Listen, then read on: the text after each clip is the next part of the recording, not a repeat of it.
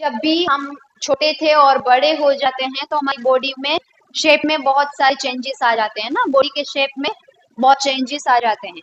Have you notice that boys in your class have broader shoulder and wider chest than boys in junior classes, है ना। तो जब छोटे बच्चे होते हैं तो ऐसे ही छोटे छोटे शोल्डर्स होते हैं, जब बॉयज बड़े हो जाते हैं ये जो शोल्डर्स होते हैं वो ब्रॉडर हो जाते हैं, ऐसे एकदम ब्रॉड शोल्डर्स हो जाते हैं ना। This is because they have entered the age of puberty when shoulders generally broaden as a result of growth. In girls, the region below the waist become wider.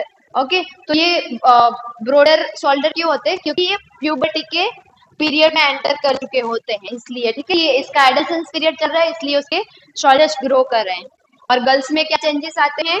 उसकी जो वेस्ट होती है वो wide हो जाती है, मतलब कि जो बोल सकते हैं कि कमर का जो हिस्सा है, ठीक है, वेस्ट जो होती है वो कैसी हो जाती है, थोड़ी ब्रॉड हो जाती है।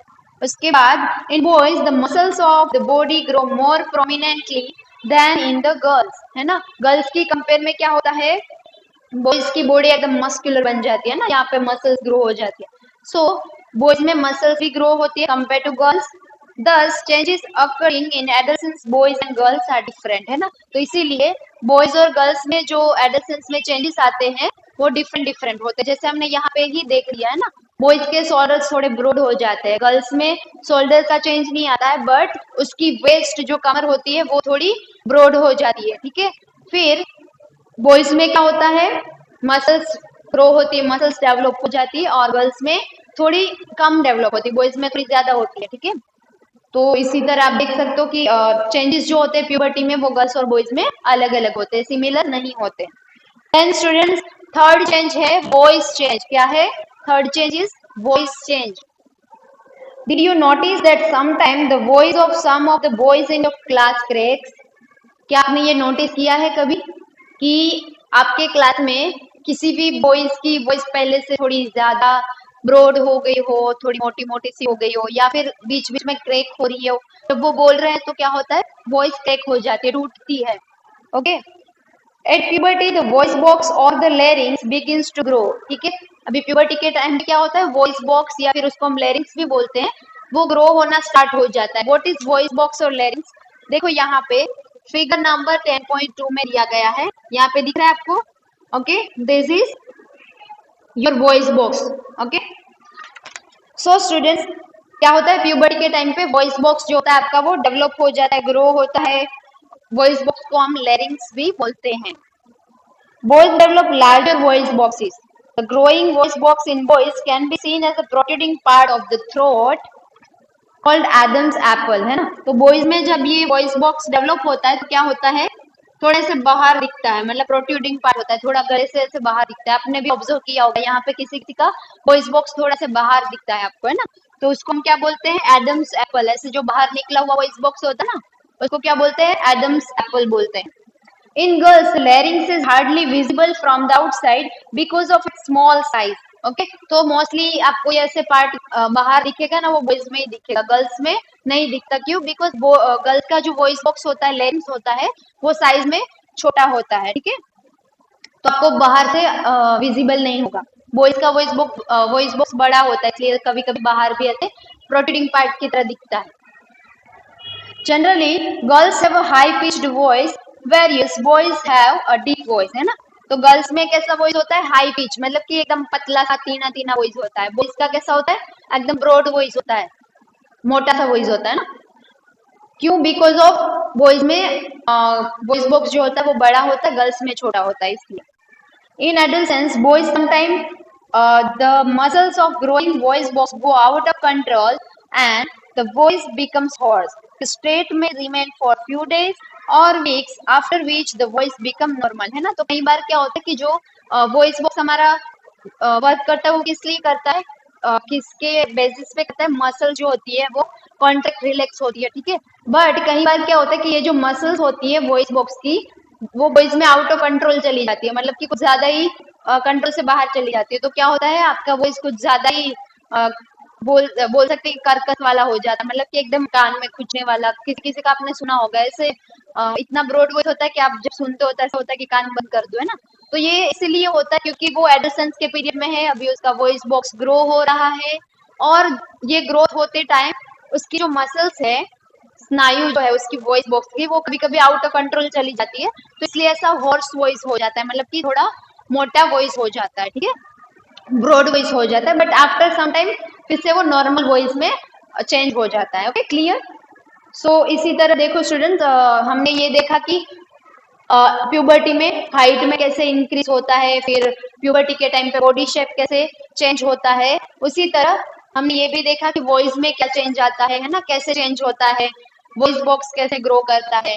अभी नेक्स्ट है increased activity of sweat and sebaceous gland. Okay, sweat का मतलब होता है पसीना। ओके, तो स्वेट ग्लैंड का मतलब क्या कि हमारे शरीर के अंदर, हमारी बॉडी के अंदर there are sweat glands which produce sweat which secrete sweat. Okay, मतलब कि हमारी बॉडी के अंदर कुछ ऐसे छोटे छोटे स्ट्रक्चर होते हैं जिसमें से क्या होता है, पसीना सिक्रेट होता है, ठीक है। और दूसरी है सिबेशियस ग्लैंड। सिबेशियस ग्लैंड का मतलब ऑयल ग्लैंड।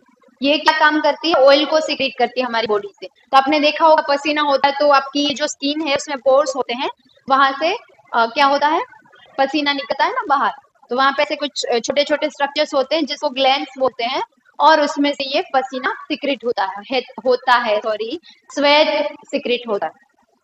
उसी तरह आप देखते हो कभी कभी अपना फेस नोटिस किया हो, जैसे ऑयली ऑयली हो जाता है, ठीक है, यहाँ पे ऑयल जम जाता है यहाँ पे, तो ये ऑयल कहाँ से आता है, तो ये ऑयल आता है हमारी बॉडी में सिबेशियस ग्लैंड होती है, जो क्या करती है, ऑयल को सिक्रेट करती है बॉडी से, ठीक है। तो अभी increase activity of sweat and sebaceous gland, तो प्यूबर्टी के टाइम पे क्या हो जाता है, ये स्वेट ग्लैंड और सिबेशियस ग्लैंड की एक्टिविटी बढ़ जाती है, मतलब कि इसका सिक्रेशन बढ़ जाता है। प्यूबर्टी आएगी तो आपकी बॉडी से ज्यादा पसीना और ज्यादा ऑयल बनने लगेगा, सिक्रेट होने लगेगा। ओके, सो चलो इसको भी थोड़ा देख लेते हैं।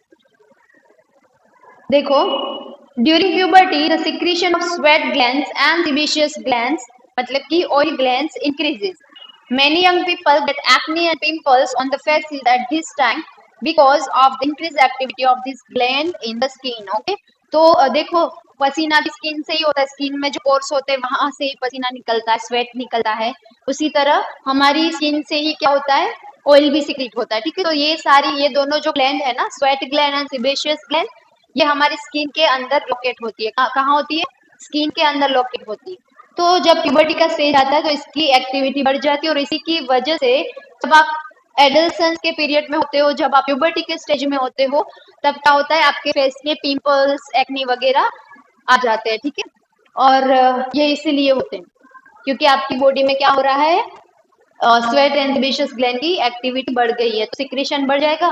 तभी जैसे ही पसीना और ऑयल सिक्रेट होगा तो आपकी बॉडी पे ये लगेगा, फिर क्या होगा कि बाहर से डस्ट, कुछ सोइल, कचरा, सब कुछ, धूल उठती है ना, मिट्टी उठती है, सब कुछ आपके फेस पे लगेगा, और फिर एक पिंपल्स की तरह मतलब अंदर जम जाएगा, है ना, आपकी स्किन के अंदर ये जम जाएगा और पोर्स को बंद कर देगा, फिर वहां से आपको पिंपल्स होगा, ठीक है। तो इसीलिए होता है पिंपल। नाउ इसके बाद है students, another change at puberty is development of sex organ. Okay, क्या होता है, सेक्स ऑर्गन का डेवलपमेंट होता है ऑब्वियसली।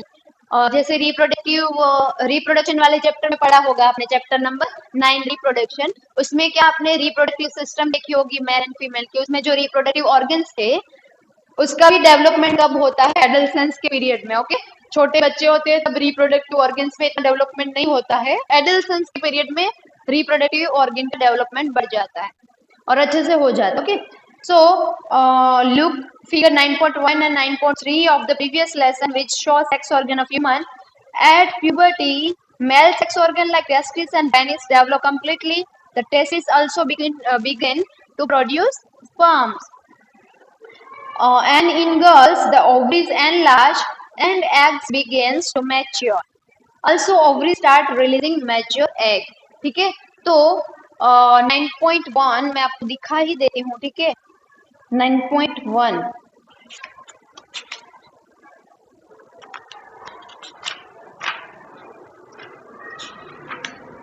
ये देखो स्टूडेंट्स, यहाँ पे ये आपका 9th चैप्टर है, यहाँ पे आपको दिखाया है male reproductive system and this is female reproductive system. Okay, so student, male reproductive system में क्या होता है कि स्पर्म डक्ट होता है, पेनिस होता है, टेस्टिस। तो ये जो टेस्टिस और पेनिस है ना, ये वो कब डेवलप होते हैं, एडल्सेंस की एज में डेवलप होते हैं। उसी तरह यहाँ फीमेल में ओवरीज होती है और यूटेरस होता है। तो ये सब कब डेवलप होता है? ओवरीज डेवलप होती है फीमेल में during the period of adolescence. Okay, और फिर ये जो टेस्टिस है उसमें से क्या होता है? स्पर्म प्रोड्यूस होता है जो मेल गैमेट है। उसी तरह यहाँ से ओवरीज जो है फीमेल की, वहां से क्या होगा? ओवम या एग प्रोड्यूस होगा और ओवरी क्या करेगी? मैच्योर एग को रिलीज करना भी स्टार्ट कर देगी। तो ये सब कब होता है? एडोलेसेंस के पीरियड में होता है। Okay, clear? तो हम बोल सकते हैं कि एडोलेसेंस या प्यूबर्टी के पीरियड में क्या होता है? Development of sex organ. ये जो सेक्स ऑर्गन होते हैं वो कम्प्लीटली डेवलप हो जाते हैं। एंड स्टूडेंट्स, नेक्स्ट टॉपिक क्या है हमारा? Reaching mental, intellectual and emotional maturity. क्या है? Reaching mental, intellectual and emotional maturity. Mental का मतलब क्या होता है? आपका जो माइंड है उसको भी, मतलब कि आप जब एडोलेसेंस या प्यूबर्टी के स्टेज में होते हो तब क्या होता है? ये आपके माइंड को भी बहुत इफेक्ट करता है। फिर इंटेलेक्चुअल, आपकी मेमोरीज को भी बहुत इफेक्ट करता है, प्लस आपके इमोशनल लेवल को भी बहुत इफेक्ट करता है। इमोशनल मतलब आप कभी गुस्से में आ जाते हो, कभी खुश हो जाते हो, कभी स्ट्रेस में आ जाते हो, है ना?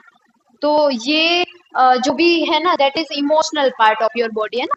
ये क्या है? आपका इमोशनल पार्ट है। सो ये सारे में भी क्या होता है? चेंजेस आता है प्यूबर्टी के टाइम पे। चलो एक बार देख लेते हैं। So, adolescence is also a period of change in the person's way of thinking. Adolescents are more independent than before and are also self-conscious.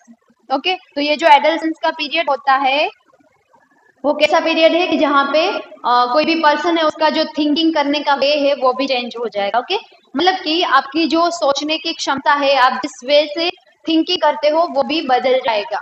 पहले हम कैसे बच्चों जैसी थिंकिंग करते हैं, बट जब आप एडल्ट बन जाते हो तो आप थोड़ी मैच्योर थिंकिंग करते हो, है ना? आप देखते हो सब चीजें कि क्या मेरे लिए अच्छा है, क्या बुरा है, सब आपको समझ में आता है, तो आप एक अच्छे लेवल की थिंकिंग कर पाते हो।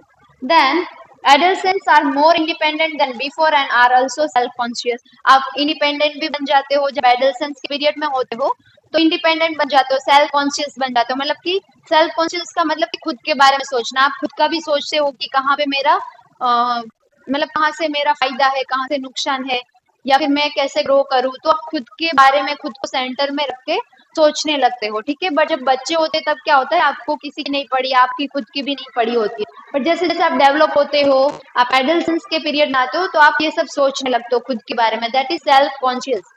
और आप इंडिपेंडेंट भी बन जाते हो। इंडिपेंडेंट का मतलब क्या? किसी पे डिपेंड नहीं रहने का, खुद खुद का कर लेंगे, ठीक है ना? वैसा होता है। बच्चे होते तो क्या होता है? हम मम्मी पापा सब पे डिपेंड होते हैं, अपने फैमिली मेंबर्स पे डिपेंड होते हैं। वो जब खाना देंगे तब हम खाएंगे, है ना? कोई हमारे साथ खेलेगा तो हम खेलेंगे, तो तब हम डिपेंडेंट होते हैं। बट जब आप एडल्सेंस के पीरियड में आए तो मतलब कि आप कैसे हो जाते हो? इंडिपेंडेंट। इंडिपेंडेंट का मतलब क्या होता है स्टूडेंट? खुद पे डिपेंड होना, किसी और पे डिपेंड नहीं होने का, है ना? तो आप खुद ही अपनी सारी चीजें मैनेज कर लोगे। एडल्सेंस के पीरियड में आप क्या करोगे? खुद ही चीजें मैनेज कर लोगे, किसी और की जरूरत आपको नहीं पड़ेगी। तो ये भी चेंजेस आता है प्यूबर्टी के टाइम पे। उसके बाद intellectual development takes place and they tend to spend considerable time thinking. In fact, it is often the time in one's life when the brain has the greatest capacity for learning. Okay? तो अभी क्या होगा? Intellectual level पे क्या होगा कि आपका intellectual, ये क्या था? आपका मेंटल डेवलपमेंट था, मतलब कि आप थिंक करना स्टार्ट कर दोगे, आप सेल्फ कॉन्शियस बन जाओगे, आप सेल्फ डिपेंडेंट बन जाओगे, इंडिपेंडेंट बन जाओगे, ठीक है? उसके बाद आए हम इंटेलेक्चुअल मैच्योरिटी पे, तो आपका इंटेलेक्चुअल डेवलपमेंट होने लगता है। आप ज्यादा से ज्यादा टाइम फालतू चीजों में वेस्ट नहीं करोगे, बट कुछ अच्छा सोचोगे, थिंकिंग करने में टाइम अपना स्पेंड करने लगोगे। और ये एक आपकी लाइफ का ऐसा पीरियड होता है प्यूबर्टी का, एडोलेसेंस का, कि तब आप में इतनी आपके ब्रेन में इतनी कैपेसिटी होती है कि वो कोई भी चीज को बहुत इजीली लर्न कर सकता है, बहुत इजीली याद कर सकता है, ठीक है? तो एडोलेसेंस की उम्र में, या मतलब अभी आपकी जो उम्र है, मतलब आप 11 से 19 साल की उम्र में जो चीजें सीख सकते हो, जितनी जल्दी से सीख सकते हो, वो लाइफ में कभी नहीं सीख सकते। तो याद रखो, इसका फायदा उठाओ, है ना? आपकी जो एज है अभी वो एडोलेसेंस की एज ही है, तो अभी जितना हो सके उतना ज्यादा से ज्यादा चीजें सीखने की ट्राई करो, ताकि आप ज्यादा से ज्यादा चीजें अभी सीख लो और आगे जाके आपको प्रॉब्लम ना हो, है ना?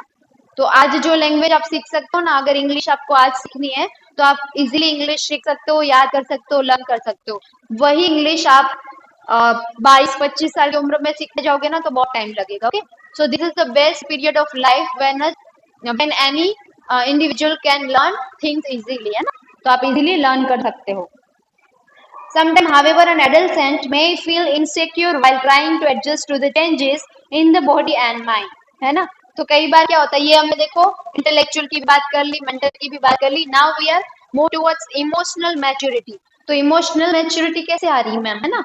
तो यहाँ पे चलो वो भी देख लेते हैं हम कि यहाँ पे क्या होता है कि sometimes adolescents may feel insecure while trying to adjust to the changes in the body and mind. जब आपकी बॉडी में आप एडolescence के पीरियड में हो, आप प्यूबर्टी के स्टेज में हो, मतलब कि आपकी बॉडी में चेंजेस आ रहे हैं और ऊपर से क्या हो रहा है, आपका मेंटल लेवल और इंटेलेक्चुअल लेवल भी ग्रो हो रहा है, डेवलप हो रहा है.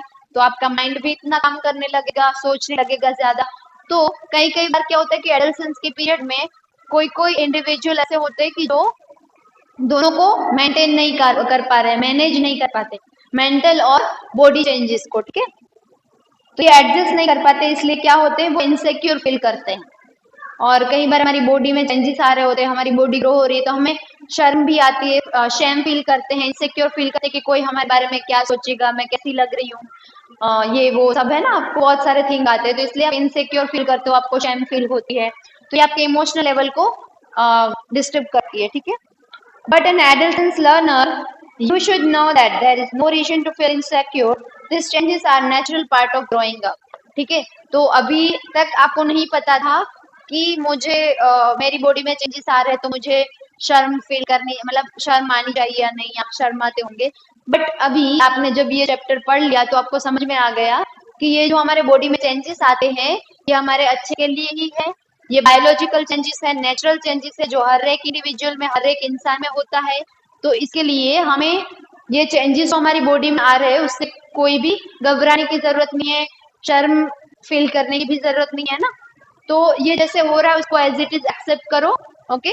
और कोई भी इनसिक्योरिटी फील करने की जरूरत नहीं है, okay student. So I hope अभी आपको सब समझ में आ गया होगा. सो डियर स्टूडेंट्स, आज हमने इस चैप्टर में, इस क्लास में क्या पढ़ा, what is adolescence, what is puberty and what are the changes that takes place during puberty, okay. So I hope आपको समझ में आ गया होगा अच्छे से.